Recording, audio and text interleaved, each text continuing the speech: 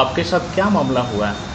हमारे साथ मामला हुआ है जो हमने अंचलाधिकारी के 1.5 साल पहले मैं एक आवेदन दिया, जो जलपतिया देवी और एक डीएम को भी दिया था।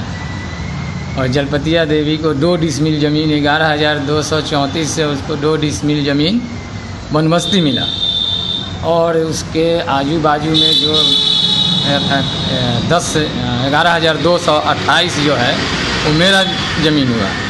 और जो सटे हुए प्लॉट जो है जो बाधित करके बैठे हुए जलपतिया देवी, वो 11,227 से बोलता है जी कि ये मेरा सामने है, ये मेरा ज़मीन है, मैं किसी को नहीं इसमें चलने दूंगा। मेरा कहना है ये 11,228 से जो सटे हुए बिहार सरकार, वो मेरा भी रास्ता बनता है, तुम्हारा भी बनता है, तुम रास्ता मेरा मत रोको।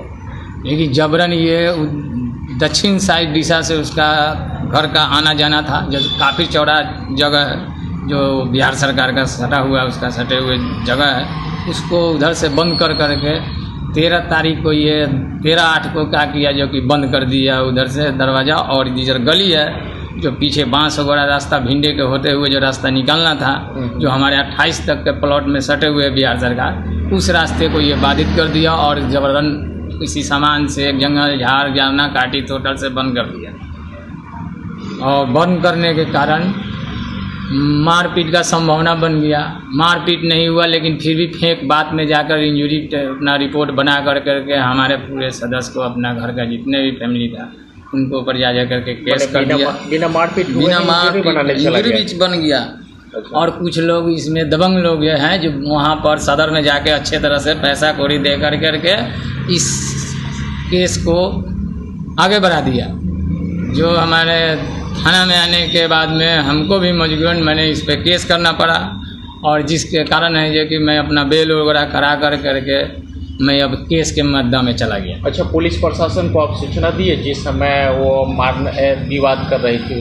उस समय आए थे 13 तारीख को पंकज बाबू आवेदन दिए थे, तो वो आए तो समझाने गए ये रास्ता मत रोको, इसको हटा दो।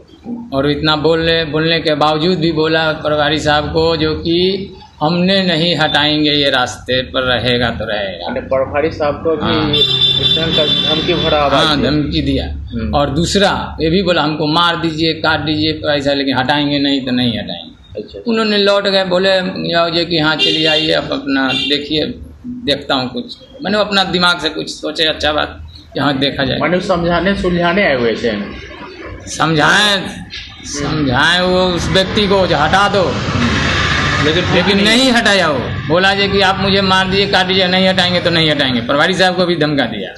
तो अभी आपका रास्ता बाधित है? अभी रास्ता मेरा बाधित है। और जो हाल फिलहाल में 2 दिन पहले आए हैं 112 वाले जी, जो उसको रास्ता को खुलवाए हैं, और खुलवा करके बोले हैं ये कि रास्ता पैदल वाला जो रास्ता है उसको तुम बाधित नहीं करो। और फिर भी नहीं मानने के कारण एक वीडियो भी हो गया हुआ है, जो रास्ता खुलवा दिए। खुलवाने के बाद उस साइड में जो उसका मरई है वहाँ और मेरा आना जाना है, वहाँ तक याद करते करते अभी रास्ता को फिर ब्लॉक कर दिया गया। यानी आपको बार बार वो आने जाने से रोकता है? रोक रहा है। हाँ। और कोई केस उसमें फंसाने की भी धमकी दी जाती है क्या? जी, और भी कोई केस में फंसाने की धमकी दिया जाता है? हाँ, अभी सुनिए ना, अभी तो पूरा बात हुआ कहाँ है। जी बोलिए। उसके बाद जो बोलता है, जो छोटा बच्चा जाता है उसको भी मारने के लिए, गाली देने के लिए दौड़ता है। जो मेरा सियाना घर का आदमी है कहता है जो कि ब्लाउज फाड़ लेंगे, रेप केस कर देंगे। कौन? जो जलपतिया देवी, राधा देवी, परमिला देवी। अच्छा। उसका एक बच्ची है, उसका भी कब नियत किस खेल में माने बदल जाए उसका कोई गारंटी नहीं है। तो क्योंकि एक सिग्नेचर करने के लिए 112 वाले सर कहें जो यहाँ पर साइन करो, तो वो थकमका रहे थे, बोल रहे थे जो कहीं गलत सिग्नेचर तो नहीं कर रहा है। ऐसा नहीं होता जो प्रभारी किसी से गलत सिग्नेचर करे, वो सुरक्षित के लिए ही आते हैं। तो आप लोग अभी पूरे परिवार डरे हुए हैं, सहमे हुए हैं? जी, क्योंकि वो कभी भी उस रास्ते से जाने के लिए एक ही धमकी दे रहा है कि अब तुम्हारा मेरा लास्ट ऑप्शन है, तुम नहीं समझ रहा था मैं तुम्हें रेप केस में फंसाऊंगा तो फंसाऊंगा। हाँ। सीओ साहब विलम्ब कर दिए, प्रभारी साहब तरफ से मदद मिल रहा है जी, जहाँ जितना जल्दी रास्ता खाली हो जाए, लेकिन सीओ साहब विलम्ब कर रहे हैं। अगर कोई प्रमाण देंगे सीओ साहब प्रभारी साहब के, तभी तो वो जाकर रास्ता खाली कराएंगे, क्योंकि अभी कोई लिखित दिए ही नहीं।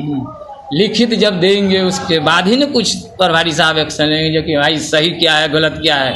वो तो आते हैं देखते हैं हाँ ये बाधित कर दिया है, फिर भी कोशिश कर करके अपना रास्ता क्लियर करा देते हैं। ये ऐसा करता है जो फिर इस पे तो ये क्या देता है 112 वाला का भी धमकी दिया, आप वीडियो में देख सकते हैं कि हाँ हमारे पास में बहुत पहुँच हैगा, आप खुलवा दीजिएगा मैं बंद कर दूंगा। उस 112 वाला में भी सर से पूछा जाएगा तो नहीं, इसलिए थाना प्रभारी और इससे हमको मदद मिल रहा है, सीओ साहब की तरफ से मदद नहीं मिला। सीओ साहब से क्या मांग करते हैं कि सीओ साहब से मांग कर हाँ जितना जल्दी स्पॉट बढ़ा करके वो रास्ता क्लियर कराएं और रास्ता हमको दे। जब 27 वाले के पूरा प्लॉट आप दे सकते हैं सरकारी, तो हमको 28 वाले के क्यों नहीं दे रहे हैं? कारण क्या है, क्या कारण है जो हमको 28 वाले के नहीं दे रहे हैं? चलिए, क्या नाम हुआ आपका? हमारा नाम हुआ अशोक कुमार महतो। कौन थाना हुआ?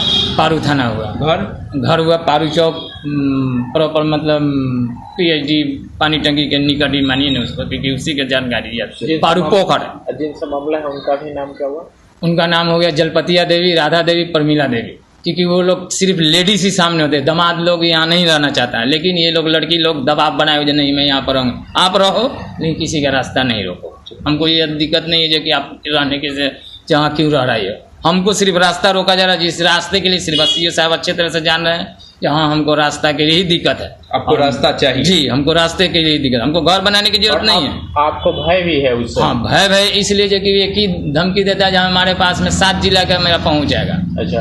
और मेरे पास में बहुत बड़े बड़े आदमी से पहुँच है जो बहुत कुछ पहले वर्तमान में इससे पहले आकर के मुझे बहुत लोग समझाए, बोला कि हमको ज़्यादा पैसा वाला है तो पोखरा भरवा कर क्यों नहीं रास्ता निकलवा ले रहा है? क्या ऐसा कानून में लिखा हुआ है जो किसी का जमीन सरकार का हो चाहे किसी हो, आम पब्लिक अपने क्षमता से किसी चीज़ का भर करके अपना बना लेने का है क्षमता किसी को? जब तक सरकार का कोई आदेश नहीं